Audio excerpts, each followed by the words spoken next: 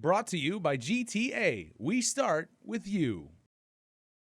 Bill 223 would change the DOC warden position, which is currently called the Correctional Facility Superintendent, from a classified position to an unclassified political hire. The bill comes as DOC Warden Alan Borja is on administrative leave pending the completion of an investigation into inmate escapes at the prison. The measure would allow DOC Director Samantha Brennan to appoint her own warden. Bill 223 would also require the warden have a bachelor's degree, 10 years of progressive experience in a correctional facility, undergo a drug test, psych evaluation, polygraph, and a thorough background investigation. The warden would also be subject to legislative confirmation. While the bill doesn't mention current warden Alan Borja, who has served at DOC for 33 years and was planning for retirement, Vice Speaker Nelson did have issues with him. Right now we have some general orders within the Department of Corrections that conflict with the rules and regulations that have been promulgated.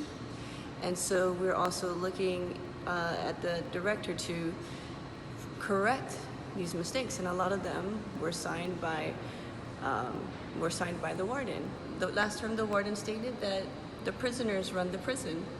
And so really in this mode that this man has been there for so many years, there's no institutional change. So what can we do now? So let's try to move in a different direction, see how the community feels, and navigate it through as we move forward.